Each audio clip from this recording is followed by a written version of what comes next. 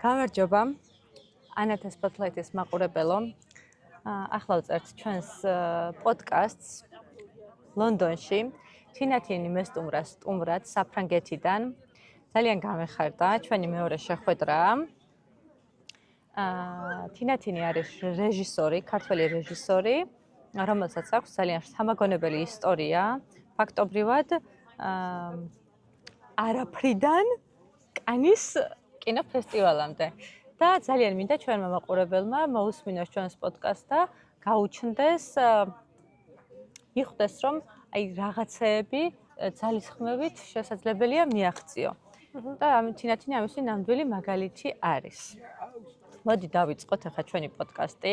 ნუ ხმები შეიძლება შემოვიდეს და შეგაწუხოთ, მაგრამ დამერწმუნეთ ჩვენი საუბარი უფრო მნიშვნელოვანი იქნება ვიდრე ეს ხმები, იმიტომ რომ კაფეში ვსხედვართ და ისევ წერთ ვიდეოს და დავიწყოთ. აბა თინათინ. გაეცანი ჩემს მაყურებელს სიამოვნებით. ვინ ხარ? თინათინი რეჟისორი საქართველოდან, რომელიც ახლა უნდა წარსდგეს კანის კინოფესტივალზე. მოგესალმებით. ძალიან მიხარია დღეს რომ ვარ ანასთან ერთად დავწერთ ამ პოდკასტს. აი ესე საუბრობს ხოლმე რომ მართლა წითლდები. და არ ვიცი რამდენად შევძლებ ბოლომდე ჩემი შეიძლება ითქვას მორცხობის გათვალისწინებით ვისაუბრო თამამად როგორც ანა საუბრობს ჩემზე. მაგრამ შევეცდებით რომ ეს პოდკასტი იყოს გულწრფელი და როგორც ჩვენ საუბრობთ როგორც მეგობრები რაღაც თემებზე, ისე ვისაუბროთ. ვარ რეჟისორი, დამწყები რეჟისორი. საქართველოში ცხოვრების პერიოდში გადავიღე რამდენიმე მოკლემეტრაჟიანი ფილმი და ერთი სრულმეტრაჟიანი დოკუმენტური, რომლის ჩვენებებიც იყო სხვადასხვა ფესტივალებზე, მათ შორის საქართველოში, საზღვრებს გარეთ და ასე შემდეგ. თუმცა ეს ფილმები არ არის კომერციული ტიპის ფილმები, ეს არის საავტორო კინოს ფილმები. შენ თქვი რომ ხარ დამწყები რეჟისორი, თუმცა უკვე შენი ფილმი ნახა ნიუ-იორკის მაყურებელმა, მიწვეულიყავი ნიუ-იორკში, ნახეს ესპანეთში, საფრანგეთში ძალიან ბევრ ადგილზე. ამ ფილმის შესახებ რო გითხრა და რა მოგიტანა ამ ფილმმა და როგორ მოხდა ესე საქართველოს საზღვრებს გარეთ შენი ესე რა ვთქვა, სადებიუტო ნამუშევარი. კი, პირველ რიგში მინდა აღვნიშნო რომ ეს არის მოკლემეტრაჟიანი მხატვრული ფილმი დიალოგის გარეშე. და ეს იყო ჩემი პირველი დამოუკიდებელი ნამუშევარი უნივერსიტეტის დამთავრების შემდეგ. შემდეგ თანამშრომლობა გავაკეთეთ პორტუგალურ კომპანიასთან და სწორედ მათი მეშვეობით მოხდა სხვადასხვა ქვეყნის კინოფესტივალებზე და გაიმართა სხვადასხვა ქვეყნებში და ქალაქებში ჩვენებები. რა მოგიტანა ამ ჩვენებებმა როგორც რეჟისორს? პირველ რიგში მომცა შესაძლებლობა რომ მინახა თუ როგორ აღიქვამს ერთ ფილმს სხვადასხვა ქვეყნის აუდიტორია. და ყოველთვის ჩვენების შემდეგ გქონდა დისკუსია, საუბარი ფილმთან დაკავშირებით და მივხვდი მაგ მომენტში რომ ის რაც შეიძლება ჩვენ გვტყიოდეს როგორც ქართველებს, შესაძლოა იგივე ტკივილი ქონდეს სხვა ქვეყნის მაყურებელსაც. ანუ ეს მთავარი საერთო ეს არის და ძალიან საინტერესო დიალოგები გქონდა მასთან დაკავშირებით. მაგამდე არ გქონდა ეგ განცდა რომ შესაძლებელია მაგალითად მსგავსი განცდები გქონდეს სხვადასხვა ერის მაყურებელს თუ ამ ფილმმა მოგიტანა აი რა შეიცვალა მანამდე და მას შემდეგ? ცვლილება მანამდე რასაც ფილმების სახით ვუყურებდი და ვგრძნობდი რომ ეს ისტორია მე შეიძლება დამმართნო და ეს იყო და როცა პირდაპირ შეხება მქონდა უკვე იმასთან რომ მაგალითად ნიუ-იორკის მაყურებელი და საფრანგეთის მაყურებელი ერთი და იგივე რაღაცაზე რეაგირებს უსტად. ეგ იყო ჩემთვის ძალიან მნიშვნელოვანი იმისთან მიუხედავად რომ ნიუ-იორკში სხვანაირად ყვებიან ამბავს, საფრანგეთში სხვანაირად. და კინოს ძირითადად ეს ახასიათებს. ამბავი სხვადასხვა ქვეყანაში სხვადასხვა არის მოყოლილი, მაგრამ შინაარსი არის იგივე. შენ თქვი რომ ფილმის დაფინანსება მოიპოვა პორტუგალიელი დაფინანსებების მიერ. და თან დამწყები რეჟისორი ხარ. როგორ მოხდა ეს? იმიტომ რომ ახლა ძალიან ბევრი შეიძლება სწავლობს მსგავს პროფესიაზე საქართველოში, არ აქვს რესურსები და უნდა ფილმის გადაღება. როგორ მოიპოვა დაფინანსება?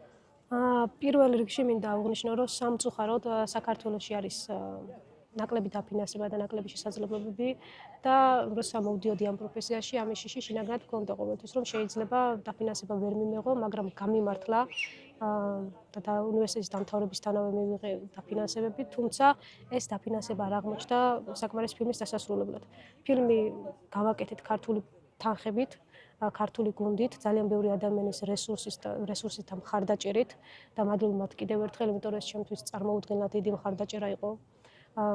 და ამ ძალას ყოველთვის გძნობ თუ როგორ შეიძლება ერთი იდეის ირგვლივ გაერთიანდეს სხვადასხვა ადამიანი და ერთი ფილმი გააკეთოს. თუმცა შემდეგ გადავწყვიტეთ, რომ გაგვეგზავნა სხვადასხვა საერთაშორისო კომპანიებში, რომლებიც აკეთებენ საზღვრებს გარეთ ფილმს. ამისთვის შევარჩიეთ ერთ-ერთი პორტუგალიური კომპანია, გავუგზავნეთ ფილმი, რომელიც იყო პირველადი ვერსია მონტაჟის და შევთავაზეთ თანამშრომლობა. შესაბამისად, დაგვთანხმდნენ გააკეთეს შემდეგი ეტაპის სრული მომსახურება და ჩაერთო როგორც თანაპროდიუსერები. და ეს იყო უბრალოდ გამართლება თუ როგორი კონკურსი იყო, ანუ როგორ გონია გაგიმართლა თუ ან ფილმმა გაიმარჯვა, მცდელობებს ჰქონდა აზრი თუ აი როგორ მოხდა ეს? ყოველთვის გრძნობ, რომ როგორც ადამიანს აქვს საკუთარი ბედი და იღბალი, ასევე აქვს ფილმს დამოუკიდებელი ცხოვრება. როცა ფილმს უშვებ, რაღაცნაირად თითქოს შენთან გშორდება და ახალ ცხოვრებას იწყებს სხვადასხვა სივრცეში. და ზუსტად ეგ არის, რაღაცნაირად გონია, რაც არ უნდა ეცადო, რომ შემოატრიალო, მცდელობები გქონდეს, ჩანაფიქრები კარგი, შეიძლება თავისი გზა იპოვოს ფილმმა და აი ზუსტად ეგ გამართლების ამბავია, რომ ფილმმა იპოვა პორტუგალიელი ადამიანები, რომლებსაც დააინტერესათ და დაიწყეს ჩვენთან ერთად თანამშრომლობა და ჩემთვის ძალიან კარგი შესაძლებლობა იყო. შენ ახლა ცხოვრობ საფრანგეთში. ხარ ემიგრანტი. ნამდვილად. დატოვე საქართველოს და წამოხვედი და გული მწყდება რომ ბევრმა არ იცის შენს შესახებ და სულ ვამბობ ხოლმე რომ მინდა რომ ძალიან ბევრმა გაგიცნოს საქართველოში. ფრანგი მაყურებელი გიცნობს. ითამაშე ერთ-ერთ სპექტაკლშიც საფრანგეთში. აი რო შეადარო ფრანგული და ქართული რეალობა. აი ამ ხელოვნების კუთხით. პირველ რიგში მინდა აღვნიშნო, რომ ქართველები ვართ ჩემი აზრით ძალიან ნიჭიერი ადამიანები, ოღონდ მე ჩემ თავზე არ ვამბობ, ახლა ზოგადად ვამბობ, რომ ასეთ რაოდენ პატარა ერში ამდენი გამორჩეული ადამიანი არის, თუმცა ნაკლები შესაძლებლობებით. საფრანგეთს კი აქვს ზუსტად ეს შესაძლებლობა, რომ შეიძლება ძალიან მარტივად, უნებლიეთ და უცბად მოხვდე ისეთ გუნდში, სადაც მოგეცეს საშუალება, რომ გააკეთო ისეთი ნამუშევარი, რაც შესაძლოა საქართველოში ვერ გააკეთო. აი ზუსტად ამ შესაძლებლობებს შორის ხედავ მე განსხვავებას. საფრანგეთსა და კი. და რა შესაძლებლობებს გააძლევს ისიც? საფრანგეთი? შენ როგორ მოხვდი? 3 წელია საფრანგეთში ხარ. როგორ მოხვდი თეატრში? როგორც მსახიობი? მეცინებ პირველ რიგში მინდა აღვნიშნო, რომ მსახიობი არ ვარ. ეს იყო ჩემი დებიუტი. მე ვცხოვრობ ქალაქ ორლეანში, სადაც ჩამოდიოდა დასი სხვა ქალაქიდან და ეძებდნენ ადგილობრივ ადამიანს, ვინც გააზიარებდა თავის ისტორიას მაყურებლებისთვის, რეალურ ისტორიას. ეს სპექტაკლზე რომ ვისაუბრო ცოტა, სპექტაკლში მოქმედება ხდება ორი ნაწილად. პირველი ნაწილი არის დადგმითი და მეორე ნაწილი არის უკვე რეალური ადამიანების ისტორია. და ზუსტად აი ესე მოვხდი და დამიკავშირდნენ, მეც გავაგზავნეთ ჩემი ისტორია, იქაც პატარა კონკურსი იყო, სადაც არჩევდნენ ამ კანდიდატს. შემდეგ შედგა ჩვენი თანაშრომლობა და დავიწყე რის გამო. პირველ რიგში მქონდა შინაგანად გრძნობდი, რომ ფართო აუდიტორიასთან უხერხულობის შეგრძნება თითქოს შიში იყო და ვფიქრობ, ადამიანს ზუსტად ის უნდა გააკეთოს, რისიც ეშინია. და ერთგვარი კომპლექსის დამარცხების გზა იყო ჩემი მხრიდან, რომ დამდგარიყავი მაყურებლის წინაშე სპექტაკლში, თეატრში, რომელსაც არის ცოცხალი ამბავი. შესაბამისად გაამართლა მან ძალიან ისეთი ადრენალინი ვიგრძენი და ემოციური კავშირი მაყურებელთან და ეხლა ძალიან კარგად მესმის მსახიობების თუ რას გრძნობენ, რა თქმა უნდა მანამდეც მესმოდა, მაგრამ ეხლა უფრო კარგად გავიგე ეგ ამბავი. და მახსოვს არასდროს არ დამავიწყდება შეფასება რეჟისორი ვინც იყო დასრულების შემდეგ მითხრა რომ აი სადღაც კოსმოსში წახვედი, ანუ იმდენად ჩემი საკუთარი ისტორიის მთხრობელი ვიყავი, გრძნობდი რომ ჩემი საკუთარი ისტორიის რეჟისორი ვარ, ავტორი, დამკვირვებელი და ამავდროულად სცენარისტი. ისტორია მოყევი ამ სპექტაკლზე. კი, და ეს იყო რაღაცა წარმოუდგენლად მაგარი შეგრძნება, რომ ეს ყველაფერი ყველა კომპონენტი გაერთიანდა და ეს იყო ცოცხალი პროცესი და გრძნობდი ადამიანების, აი როგორ ენერგეტიკას, იცი, როგორ მომყვებოდნენ ჩემს ისტორიაში. და აი საოცარი შეგრძნება იყო ეს რაღაცა მედიტაციური იყო.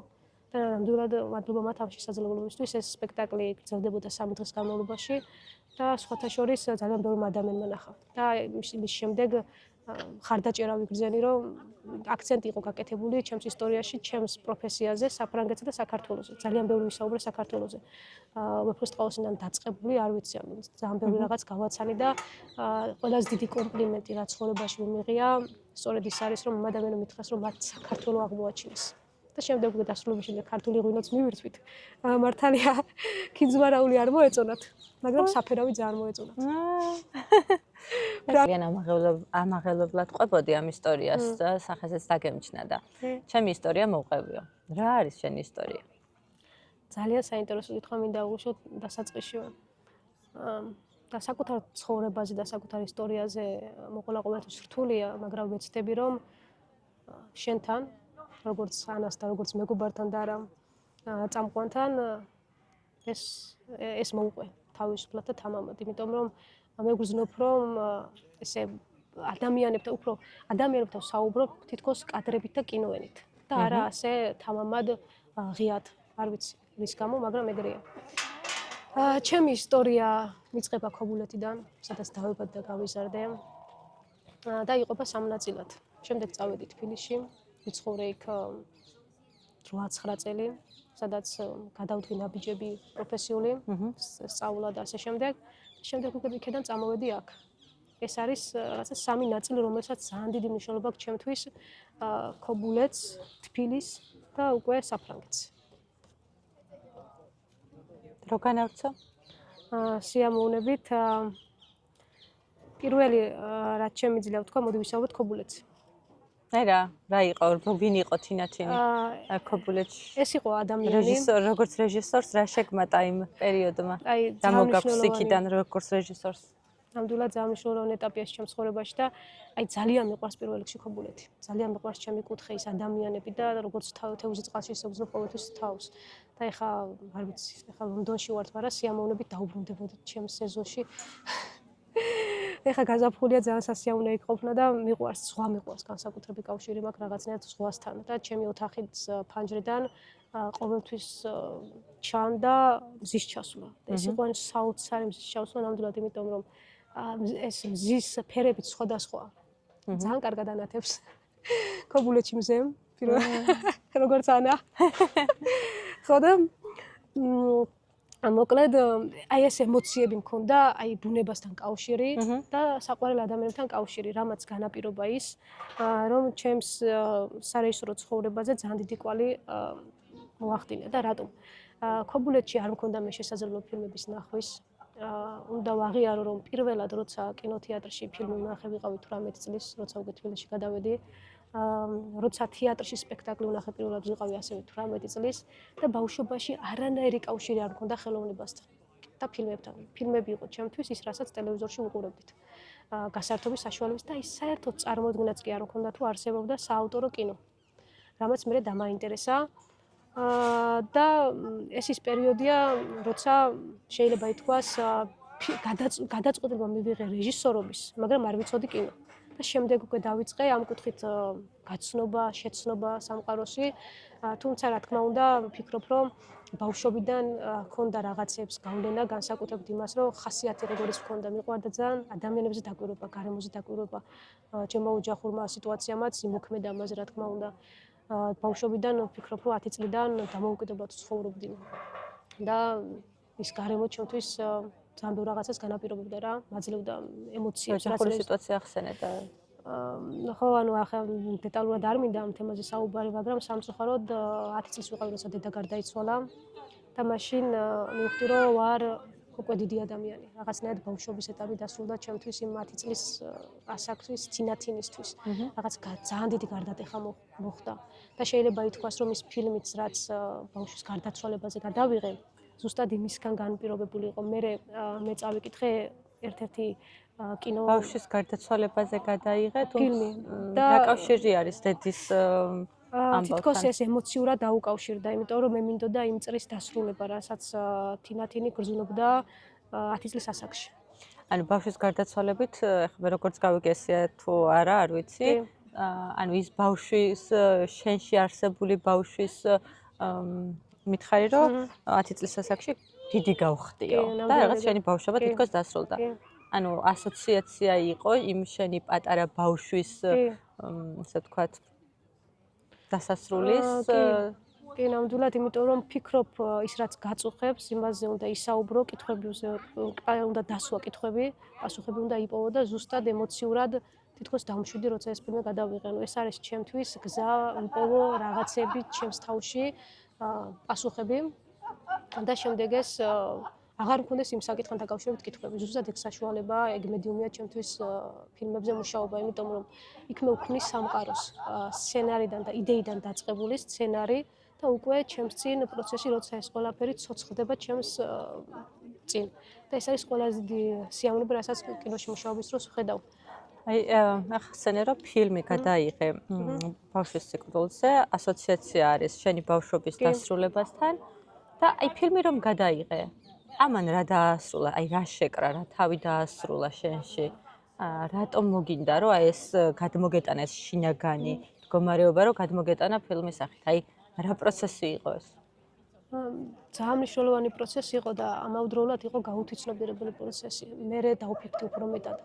კი, მინდოდა იმ შეგრძნებით ფილმის გადაღება, მაგრამ უკვე სცენარის მუშაობის პროცესში, როცა ვწერდი ისტორიას, ვიგრძნი რომ მქონდა მიმღებლობა უკვე იმ საკითხთან. რაღაცა პერიოდი მქონდა რომ თითქოს ყველაზე მნიშვნელოვანი მომენტი ჩემს ცხოვრებაში არის ასევე ის, რომ როცა დედაჩემი გარდაიცვალა ჩვენს ოჯახში, ჩამოვარდა რაღაცნაირი სიჩუმე. ჩვენ დედაჩემზე საუბრობდით მხოლოდ მოგონების სახით, მამა ჩვენმა რომელსაც არ ვიცი, საოცარი ბავშვობა გვაჩუქა და ერთი წამით არ გვიგზნია უდედობა, მაგრამ ეს რაღაცნაირად ჩუმი ტკივილი არსებობდა ჩვენს ოჯახში. ჩვენ არასდროს ოჯახის წევრები ვართ ასევე ძმა მყავს და და ერთად საფლავზე არასდროს არ წავსულვართ.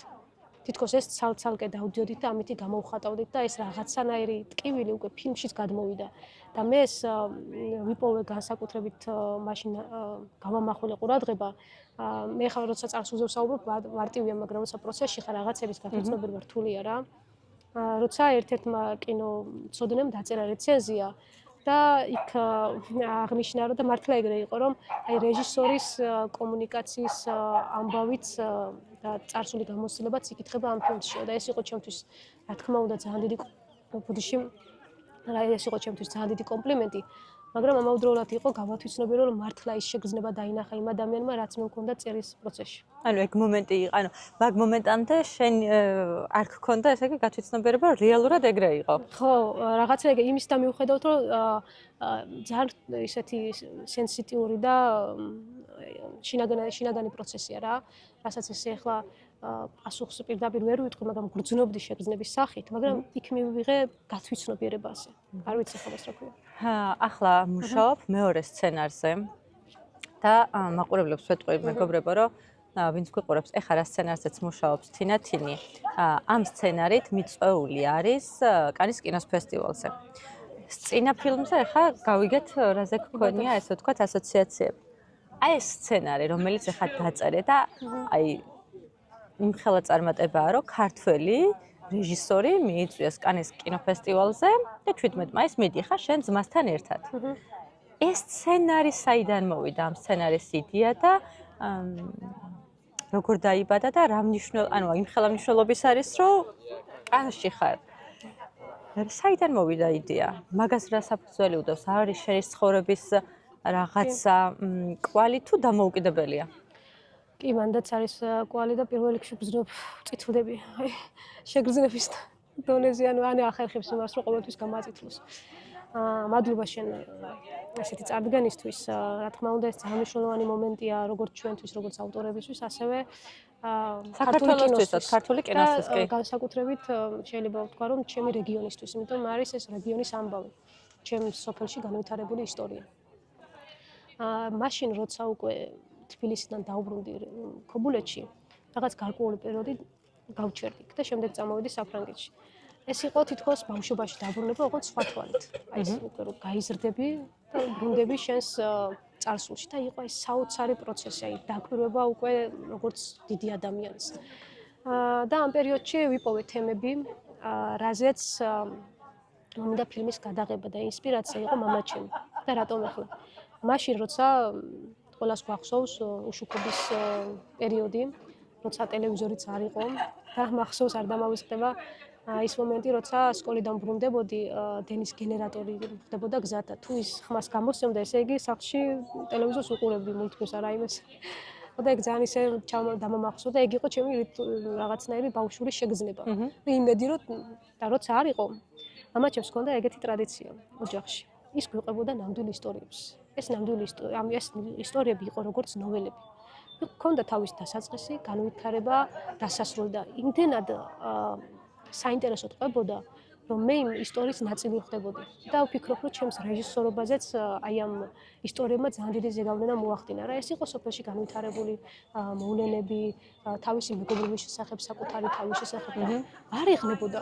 ის ყოველთვის ენთუზიაზმით ყვებოდა ყოველ ჯერზე თავიდან ისეთივე ემოციით და მე მომენტებში ვთქვი მამაჩემო ვიცი ეს ისტორია და იმდენად უკვე ზემოქმედებას ახდენდა ჩემზე რომ რაღაცა პერიოდის მერე მე თვითონ ვუყვებოდი იგივე ისტორიას და შენ მაშინ დაბადებულიც კი არ იყავი საიდან იციო რა რაღაცა ისეთი შთაბეჭდილებებს მიქმნიდა ეგ ამბები და აი ეს შეგრძნება ან მე ყოველთვის ვცდილობ რომ φιλმზე მუშაობის დროს ვიპოვო დამოკიდებულება ისტორიის მიმართ ამბის მიმართ და შეგრძნება ისტორიებს აქვს გავლენა კი მამის აი ეს იყო რაღაცნაირად იმ ემოციით მოვდივარ ახლა კანშიც იმ ემოციით ვწერდი სცენარს და იმ ემოციით მუშაობ ამ ფილმის პროექტზე და შემდეგ ეს ყველაფერი გავაერთიანე ჩემ ძმას ჩვენ ორნი ვართ რეჟისორები ერთად მუშაობთ ყოველთვის მქონდა სხვა იდეა მე მქონდა სხვა იდეა და ეს პერსონაჟები გაერთიანდა ერთ ფილმში და მე და ჩემი ძმის იდეები სამუშაო იდეები გაერთიანდა ერთად და გადაიქცა ერთ სცენარად, რაზეც საფრანგეთში ჩამოსვლის შემდეგ დავიწყეთ მუშაობა. ვანვითარებდით ამ სცენარს, გვყავს ასევე თანა სცენარისტი, გამოცდილი რეჟისორი, რომელიც კონსულტაციებს გვიწევს და ჩვენთან ერთად მუშაობს. თუმცა ვფიქრობ, რომ აი მაგ პროექტზე მუშაობის დროსაც რაღაცა პაუზებს ვიღებდი. და შემდეგ ზუსტად 3 წელი გავიდა მას შემდეგ, რაც ეს მაგაზე მუშაობა დავიწყე, მაგრამ ვფიქრობდი რომ რაღაც აკლდა. არ ვიცი რა, მაგრამ რაღაც აკლდა ბოლომდე ამ სცენარს. ანუ არ ვცდილობდი რომ სადმე გამეგზავნა, მონაწილეობა მიიღო. თან ჩემი პრობლემა ის იყო რომ ფრანგულ ენას სათანადოდ არ ვიცოდი, ენას დაუთმე დრო და თან პარალელურად ვიმუშაობდი, რაღაც პაუზებს ვიღებდი და ეს ზუსტად ასე. და ზუსტად აი ამ მარტში ვნახე შემთხვევით კონკურსი სადაც გამარჯვებულ პროექტები მიყავდათ კანში, კანის კინოფესტივალზე. ეს არის ამბავი, სადაც პრეზენტაცია იმართება პროდიუსერების წინაშე სხვადასხვა პროექტების. არჩევენ 5 პროექტს და საბედნიეროდ აი ამ 5 პროექტში მოვხდით და მივემგზავრებით აი ამ ჩვენი რეგიონის ისტორიით. როგორი იყო ეგ ემოცია, რომ გაიგერო შენი სცენარი, რომელზეც 3 წელი მუშაობდი?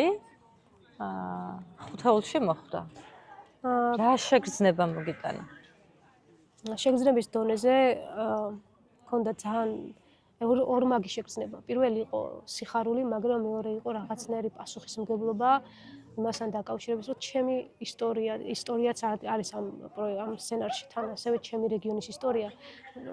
მომეცა საშუალება, რომ ადამიანებისთვის ეს მომეთხოვა, აი რაღაცა სხვანაირი ემოცია, ანუ ფილმამდეც კი უკვე მნიშვნელოვანია რა, რომ მე იქ უნდა წარვადგინო არა მარტო ჩემი თავი და ჩემი სცენარი, არამედ ჩემი რეგიონი და ჩემი ქვეყანა.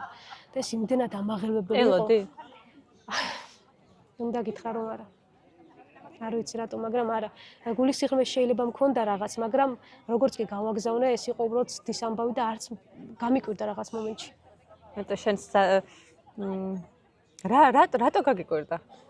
იმიტომ რომ ძალიან დიდი კონკურენცია იყო. ეს არ იყო ეს რო ყოფილიყო კონკურსი, სადაც მხოლოდ დებიუტანტები მონაწილეობდნენ, ვიქნებოდი თანაბარ ასე ვთქვათ პირობებში და ვიტყოდი რომ მაქვს შანსი, მაგრამ ეს იყო კონკურსი, სადაც მონაწილეობდნენ როგორც ახალგაზრდები, ასევე უკვე პროფესიონალი ადამიანები და თან 5 პროექტი შერჩევა საფრანგეთის მასშტაბით და არა მარტო საფრანგეთის, ვისაც სურვილი ჰქონდა, ყველა გააგზავნიდა რა.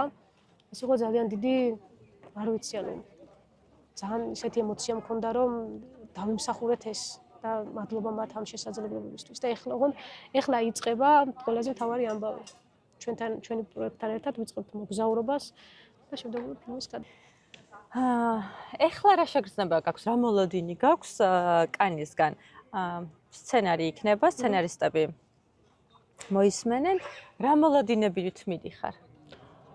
პირველ რიგში ეს არის შესაძლებლობა ყველა რეჟისორისთვის, ვინც სცენარს წერს, საოცნებო ნამდვილად, იმიტომ რომ სპეციალურად შერჩეული პროდიუსერები დასხდებიან ჩვენს წინაშე და მათ უნდა წარმოუდგინოთ ჩვენი პროექტი, ჩვენი ამბავი და შესაძლებელია პოტენციური თანამშრომლობაც შედგეს. ძალიან მიხარია და ვამაყობ, რომ ჩემი მეგობარი მიდის კანში და იმედი მაქვს მეგობრებო. ერთ დღეს მის ფილმის პრემიერაზე დამირეკავს და მეტყვის, რომ რამე ლამაზი კამა. კი, შეარჩიეთ და მიყავ. აქვე უნდა აღვნიშნო, რომ მე და ანა ველი, უაჭველი ველოდები. მე და ანა მეგობრობთ. და ჩვენთვის ძალიან რთული ახლა მასთან ერთად საუბარი. და ვცდილობ, რომ ეს ცოტა პროფესიონალურად ვისაუბრო. არა, მე ველი, რომ კანში ესე იგი რა ამბიციები მაქვს, ჩემით კი არ მივდივარ, ჩემი მეგობრით მინდა წავიდე კანში. აუცილებლად მე ანას დავუპირდა აუცილებლად იქნება ეგ რომ მოხდეს ერთ დღეს შენი ფილმის პრეზენტაციაზე უაჭველი წამოვა. იმედია ესეც იქნება მჯერა, იმიტომ რომ ეხა იმხელა ნაბიჯები გაქვს, რომ რა ვიცი, ჩვენთვის წარმოუდგენლად დიდი ამბავია და ძალიან მიხარია. მადლობა ძალიან დიდი და მიხარია რომ ეგრე გულშემატკივრობ, იმიტომ რომ მე შენგან ამ ემოციას ვხსნობ, ამ ძალას ვხსნობ, ხარდაჭერას და ანას აქვს ის ძალა და ენერგია, რომ ადამიანს თუ რაიმე ისეთი აქვს, რაშიც თვითდაჯერება აკლია, ეს გააძლიეროს და მადლობა შენ ამისთვის. მიხარია ეგ რო დაინახე. მე ძალიან ვამაყობ, რომ ჩვენ შეგვიძლია სასიამოვნო ურთიერთობა და მეგობრობა. მეც. ჩვენმა მაყურებელმა არ იცის, ამ პოდკასტში გაიგებდა, რომ შენ ემიგრანტი ხარ, ახლა საფრანგეთში უკვე 3 წელი ხარ. რა მიგაღებინა ის გადაწყვეტილება, რომ დაგეტოვებინა საქართველო და აი ბოლო დღე რომ მითხრა, რა შეგრძნებები გქონდა რომ ტოვებდი? ანუ ემიგრაცია არ არის იოლი. რა არის შენთვის ეს ემიგრაცია? რატო დატოვე საქართველო და აი ამ ემიგრაციაზე რა ცოტა ოდენი გითხრა. აი ხა კითხვას რომ ისვამდით, ამ ფიქრობდი რომ რამდენად რთული კითხვაშიც კი უკვე სირთულეა რა, რომ წარმოვიდგინე ხარ, რომ ამაზე პასუხი უნდა გავცე, იმიტომ რომ მე ასე ცხოვრებაში არ მიფიქრია უცხო ქვეყანაში წასვლა, როცა ვტოვებდი საზღვრებს და არ მესმოდა ჩემი ქვეყნის ენა, მქონდა რაღაცნაირი შეგრძნება. კი, როგორც რეჟისორს მინდოდა სხვადასხვა ქვეყანაში მოგზაურობა, ისტორიების შეცნობა, დაკვირვება და ეს მომცემდა შინაგანად შემოქმედებითად ძალიან ბევრ ამის. მაგრამ ესე საცხოვრებლად გადასვლას არ ვფიქრობდი, თუმცა მანამდე მქონდა იდეა წამოსვლის. ეს იყო მაშინ უკვე როცა უნივერსიტეტში ვაბარებდი, ვფიქრობდი თუ ვერ ჩავაბარებ, წავალ საფრანგეთში. და რადგან ჩავაბარე, უკვე გადავდე ეს იდეა. მერე მქონდა მაშინ როცა მაგისტრატურას უნივერსიტეტი დავამთავრე, მაგისტრატურაზე ვფიქრობდი საფრანგეთში ჩაბარებას, მაგრამ დაემთხვა პანდემია და დავამთავრე მაგისტრატურა საქართველოში. შესაბამისად ეს იდეა დროებით თითქოს გადაიდო, მაგრამ იმდენად ემოციურად და აჟიტირებულად შეიძლება ვსაუბრობდი საფრანგეთს, იმიტომ რომ ძალიან მიყვარდა ფრანგული კინო, ძალიან მიყვარდა ფრანგული ლიტერატურა. და ერთ-ერთ მეგობართან ვიყავი სტუმრად, რომელმაც მკითხა, რა შვრები საფრანგეთში არ მიდიხარ? მაშინ გავათვისნებია, რომ ეს ნამდვილად ჩემი სურვილი იყო. რაღაცა მომენტალურად თითქოს რაღაცა ცხოვრებაში ხო დავიწყებული მქონდა თითქოს რაღაცნაირად რა და ხმეხო მივდიოდი თქო, იმიტომ რომ იმდენად დიდი კომფორტი ვიბრძენი, როცა ქობულეთში დავუბრუნდი ჩემს ახლობლებთან, ჩემს მშობლიურ გარემოში, რომ რაღაცა ძალიან სასიამოვნო იყო ჩემთვის რა ეს ყველაფერი. და შესაბამისად დავიწყე მაშინ პირველად ფიქრი, რომ წავსულიყავი საფრანგეთში მხოლოდ 1 წლით. სამწუხაროდ დაიწყო ჩემს ცხოვრებაში რთული პერიოდი. ეს ეხება მამაჩემის გარდაცვალებას. და რა თქმა უნდა, არ წავიდოდი არსად, მამაჩემის გვერდით ამჯობინე და მთელი ცხოვრება ვინანებდი, რომ დამეტოვებინა იმ პერიოდში ჩემი ოჯახი. და როცა გარდაიცვალა უკვე მამაჩემი, მაშინ მივიღე გადაწყვეტილება, რომ ერთიანად ჩემს და-ძმასთან ერთად წამოვსულიყავი საფრანგეთში და რატომ? ეს იყო ზუსტად იმ პროექტისთვის, ჩემი კეთილდღეობისთვის არ წამოვსულა ნამდვილად. კი, უცხო ქვეყანა გთავაზობს ბევრ სხვა შესაძლებლობებს, რაც კეთილდღეობას უკავშირდება, მაგრამ ეს იყო უშუალოდ ფილმების გაკეთების გამო. ვინც მიცნობს ყველა ამბობს, რომ ძალიან მიყვარს ეს პროფესია და მართლა ეგრეა და შემიძლია, რომ არ ვიცი, ყველაფერს გავაკეთებ იმისთვის, რომ ეს პროექტი განხორციელდეს. შესაძლებლობა თუ არ არის, ვნახავ გზას, რომ შესაძლებლობა ვიპოვო. და სწორედ ეს იყო საქართველოში, რომ მე არ მექნებოდა შესაძლებლობა და ჩემს ოცნებებზე და ჩემი ფილმის რეალიზებაზე უარს არ ვიტყოდი იმის გამო, რომ ეს შესაძლებლობა ქვეყანაში არ არსებობდა. ეხლა ძალიან ცუდ რაღაცას ვამბობთ საქართველოსთან დატოვება, ეხლა ვიღაცა შეიძლება რომ გვისმენს, ბევრმა თქვას, რომ საქართველოს დატოვება არ არის კარგი, ბევრი ნიჭიერი ადამიანი როგორც შენ, რეჟისორი ხარ, ტოვებს საქართველოს და ესე შემდეგ. მაგრამ ეს ტენდენცია არის. კი. შენ წამოხვედი და ჩაბარდი როგორც ტოლვილი. ეხლა შეიძლება ვიღაცები გვისმენენ და მსგავს პროცესებს გადიან. კი ბატონო. და აი უბრალოდ მათთვის რომ მოყვე. იმიტომ რომ შენ იმდენად მალე მოახერხე ადაპტირება საფრანგეთთან და ყველაფრის გაკეთება. აი ეს როგორი იყო? იმიტომ რომ საქართველოში ასე თუ ისე შემდგარი ადამიანი ხარ და მოდიხარ და ბარდები ტოლვილად. კი. აი ეს რა შეგრძნება არის, რომ რაღაციდან არაფერში გადმოდიხარ საწყის ეტაპზე. შეიძლება ცუდი შედარება მაქვს ეს არაფერს სიტყვას რო ვიხსენ ვამბობ, მაგრამ შემისწორე. თუ სხვანაირად არის. არა, მართალს ამბობ, ძალიან რთული გადაწყვეტილება იყო მაგ კუთხით, იმიტომ რომ მე სამწუხაროდ რადგან ეს საბუთები გავაკეთე, ამეკრძალა საქართველოში დაბრუნება. და ეს განსაკუთრებით ამძაფრებს ამ ყველაფერს. და ის ჩემს ისტორიაში რო ვისაუბრე თეატრში, ეს ძალიან ემოციური იყო იმ მაყურებლისთვის, როცა ამას ვთქვი. და რა თქმა უნდა, მე ეს ფილმი თუ შევძელი მოხდა ისე, რომ გადავიღო ჩემს რეგიონში, გადავიღებ სამომავლოდ, იმიტომ რომ შესაძლებელია, თუმცა ვაპირებ საზღვრისპირა რეგიონში გადაღებას, რომელიც გავს ძალიან საქართველოს, რადგან საქართველოში ვერ შევალ როგორც ფიზიკურად. და რატომ მივიღე ხა ეს გადაწყვეტილება? პირველ რიგში, იმიტომ რომ ეს საბუთები მაძლევდა საშუალებას კონკურსში მონაწილეობა მიმეღო, ფრანგულ კონკურსში, ისევე როგორც ფრანგები. ადგილობრივ კონკურსში, სადაც საუბარია ზუსტად იმ დაფინანსებებზე და კავშირებზე, რასაც საქართველოს როგორც უცხოელს არ მექნებოდა. შემიძლია გავაკეთო პროდუქცია და არა კოპროდუქცია. და იმისთან მიუხედავად, რომ ჩვენს ქვეყანაში სამწუხაროდ ქართულ კინოცენტრში, რომელიც ერთადერთი გზა იყო პროექტების დაფინანსებისთვის, ეს შესაძლებლობა არ მექნებოდა. შესაბამისად, მივიღე ეს რთული გადაწყვეტილება და წამოვედი ამ გზით. და რაც შეეხება ეს ძალიან რთული თემა, იმიტომ რომ ყველა ამბობს ერთი და იგივე რაღაცას, რომ ყველას ისტორია არის ინდივიდუალური. შეიძლება ვიღაცამ მარტივად გააკეთოს საბუთები და დაიწყოს ახალი ცხოვრება, ადაპტაცია, ვიღაცამ ნაკლებად. და რატომ? მე მაგალითად გამიმართლა ჩემი ხასიათიდან გამომდინარე. თუ რაიმე წინაღობა არის, ამას აღვიქვამ როგორც გამოწვევას. და ასევე როგორც დაკვირვების საშუალებას, როგორც რეჟისორის კუთხით ვიყურებ, რეჟისორის თვალით. რომ შესაძლოა მე ის ერთ დღეს დამჭირდეს როგორც სცენა გადავიღო. იმისთან მიუხედავად მიგრანტების თემაზე ვფიქრობდი დოკუმენტური ფილმის გადაღებას, ემოციურად იმდენად რთულია რა გზასაც გადიხარ. შენ ხარ უბრალოდ პატარა დინარიდან შედიხარ ღია ზღვაში და შეიძლება მართლა ზვიგენები დაგხვდეს და სულ ამ ემოციას ვადარებ. გიწევს ადაპტაცია გარემოსთან, ადამიანებთან, გაქვს კულტურული და იდენტური სხვაობა, რაღაც შენი წარსული სხვა არის.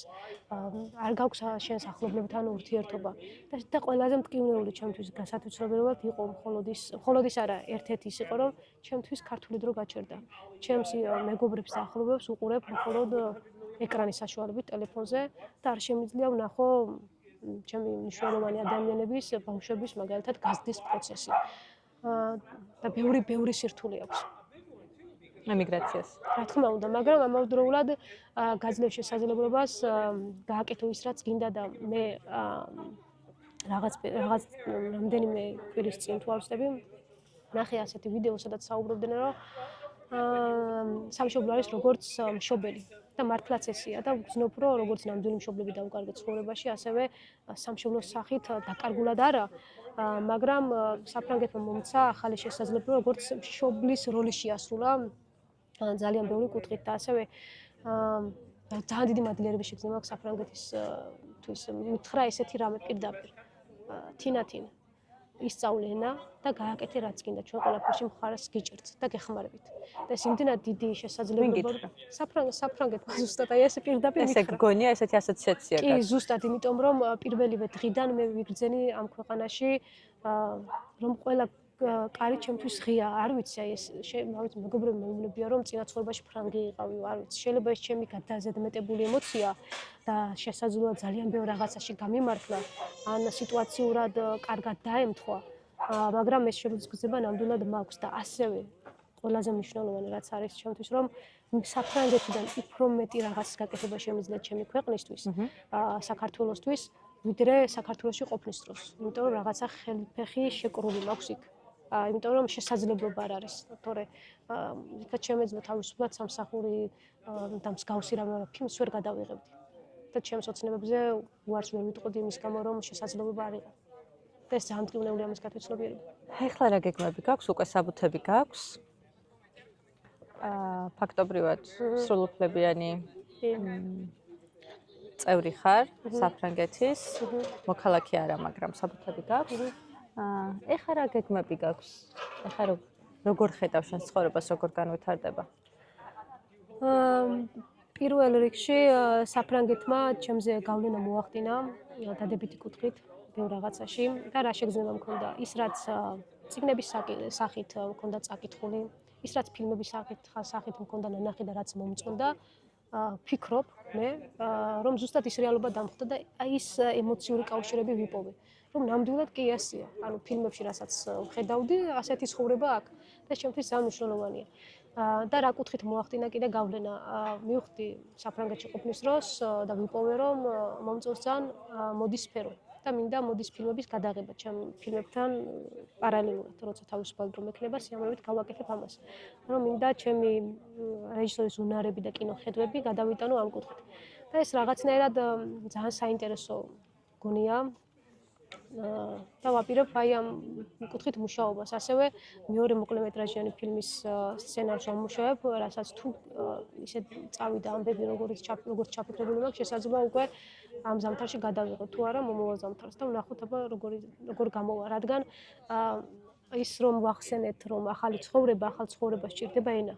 მე გარკვეული დრო ჩემი ცხოვრების დაუთმე ენის სწავლას. დავჯექ ისე ენის კურსებზე, როგორც პირველი კლასელი და დავიწყე ამბანიდან ფრანგულ ენის სწავლა. მე რამდენიმე სიტყვა ვიცოდი მხოლოდ ფრანგულად.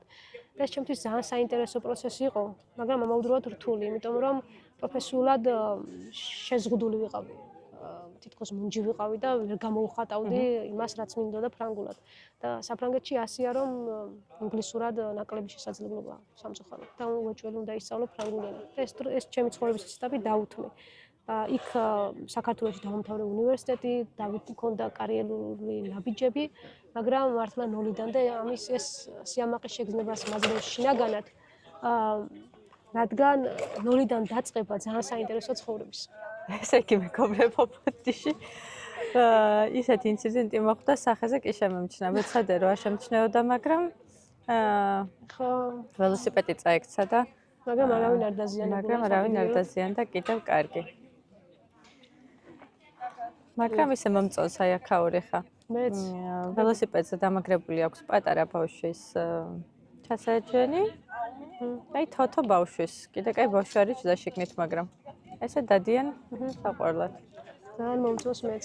მიხარია თინათინ, წარმატებული რომ ხარ შენ საქმეში, უკვე რომ ადაპტირდი საფრანგეთთან და ვიმედოვნებ წარმატებული ნაბიჯები გექნება ცხოვრებაში და ფიზიკურად თუ არა შენი ნამუშევრებით გაანებივრებ ქართულ მაყურებელს და ვლოდებით კანისგან კარგ ამბებს. ძალიან დიდი მადლობა ანა მხარდაჭერისთვის. მე შენგან ყოველთვის გრძნობ მხარდაჭერას და ემოციურ დადებით კავშირს და იმედი მაქვს მართლა ახდება ჩვენი საუბრები და შევძლებ რომ გადავიღო ფილმები და არ გავჩერდე.